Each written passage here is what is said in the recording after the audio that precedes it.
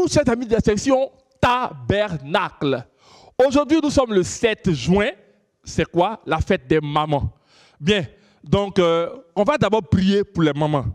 C'est important. On ferme les yeux, tu penses à ta maman et tu vas prier pour elle. Si elle est à côté, même si elle s'est déplacée, il faut prier pour ta maman. On prie le Seigneur. Père éternel, que ton nom soit béni. Je bénis ton nom parce que tu m'as donné ma maman.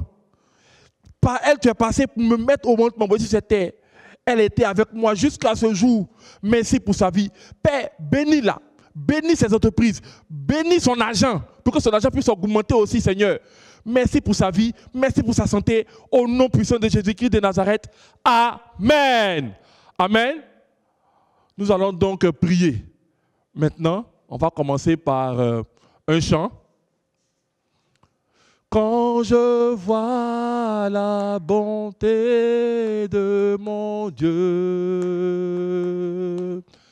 briller sur le toit de ma maison, mon âme bénis le Seigneur, oui. Quand je vois la bonté de mon Dieu, briller sur le toit de ma maison.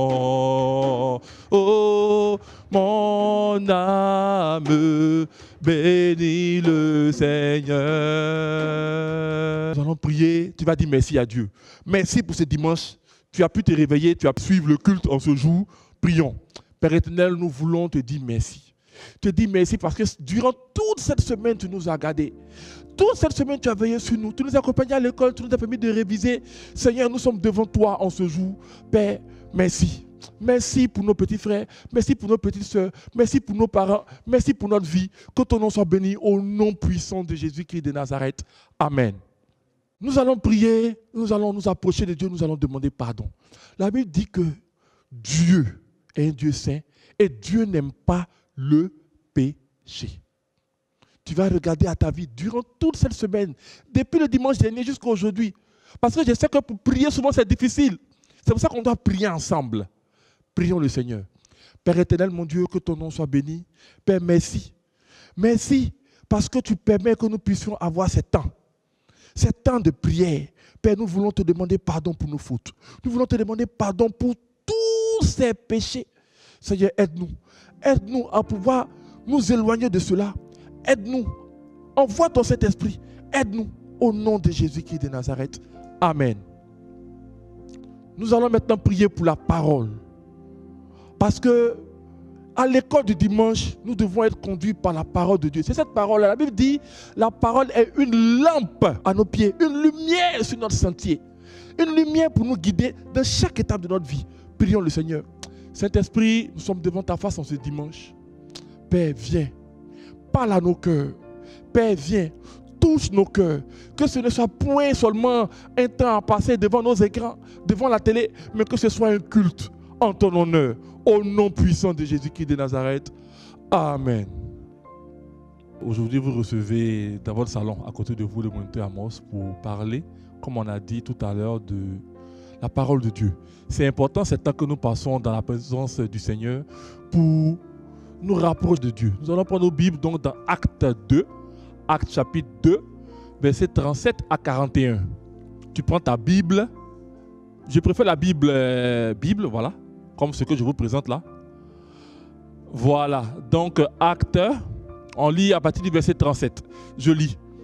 Après avoir entendu ce discours, il eut le cœur vivement touché et il dit à Pierre et aux autres apôtres, « Hommes frères, que ferons-nous » Pierre leur dit, « Repentez-vous et que chacun de vous soit baptisé au nom de Jésus-Christ pour le pardon de vos péchés et vous recevrez le don du Saint-Esprit. Car la promesse est pour vous, pour vos enfants et pour ceux qui sont au loin, en aussi grand nombre que le Seigneur notre Dieu les appellera. » Et par plusieurs autres paroles, il les conjurait et les exhortait, disant, « Sauvez-vous de cette génération perverse. » Verset 41, « Ceux qui acceptèrent sa parole furent baptisés. Et en ce jour, le nombre de disciples s'augmenta d'environ 3000 âmes. Amen. Donc c'est vraiment quelque chose de spécial dont nous allons parler tout à l'heure. Nous allons fermer les yeux et nous allons prier. Père éternel, nous voici en ce dimanche dans ta présence.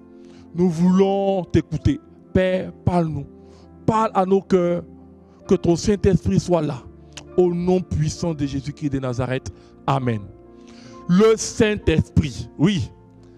Il y a quelques dimanches, vous avez vu les moniteurs se succéder sur vos téléphones et vos petits écrans pour parler du Saint-Esprit qui est venu. Donc, après la Pentecôte, le Saint-Esprit est venu sur nous. Voilà, donc le Saint-Esprit, quand il vient sur nous, qu'est-ce qui se passe? Le Saint-Esprit, quand il vient sur nous, qu'est-ce qu'il fait? Le Saint-Esprit, quand il vient sur nous, qu'est-ce qu'il nous apporte? Aujourd'hui, nous allons donc parler, comme vous pouvez le voir à l'écran, du Saint-Esprit qui sauve et qui délivre du péché. Nous avons lu le texte, nous allons donc passer à quelques mots de définition. Évidemment, le premier point, c'est le Saint-Esprit. Qu'est-ce que le Saint-Esprit? On entend beaucoup parler du Saint-Esprit dans nos églises, dans notre vie de tous les jours.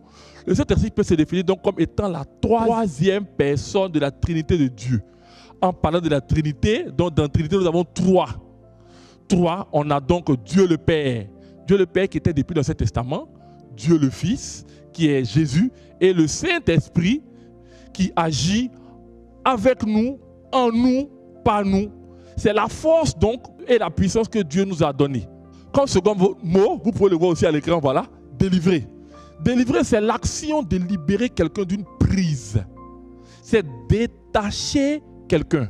Comme troisième mot, nous avons le péché. Oui, le péché, c'est tout ce qu'on fait qui est contraire à la volonté de Dieu. On a beaucoup de types de péchés.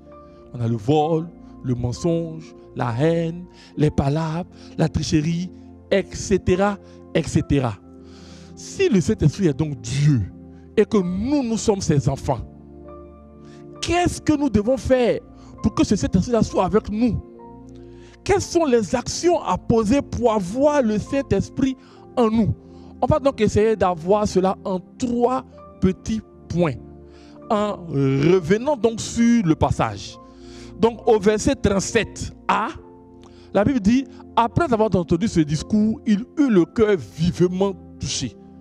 Après avoir entendu ce discours, il eut le cœur vivement touché. Donc, la première partie, c'est écouter la parole de Dieu. Quand tu ouvres ta Bible, quand tu viens au culte, même en ligne, tu dois être dans certaines dispositions de cœur, dans certaines dispositions d'esprit. C'est vrai que tu es à la maison, mais tu ne vas pas passer ton temps à regarder tout ce qui se passe. On n'a pas quelqu'un dans la cuisine, ou maman est en train de parler quelque part là-bas. On entend de... Non, tu te concentres pour écouter la parole de Dieu.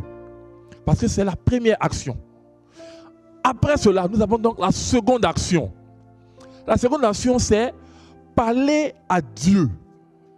Donc, si tu prends ta Bible, donc tu vois dans au verset 37b, toujours le même verset 37b, il dit à Pierre et aux autres apôtres, hommes frères, que ferons-nous? Hommes frères, que ferons-nous? C'est vraiment montrer d'abord qu'il y a une situation qui est sur ton cœur. Une situation qui doit partir. Parce que si on ne peut pas être enfant de Dieu et puis être en train de jongler, non, aujourd'hui on tombe dans le péché, demain on ne tombe pas, tout ça, non. Quand on dit un enfant de Dieu, ça doit être une ligne de conduite, ça doit être une vie quotidienne. Pour cela, il faut parler à Dieu par la prière. C'est la seule manière, c'est le seul moyen de communication que nous avons. C'est la prière, c'est tout, il n'y a rien d'autre.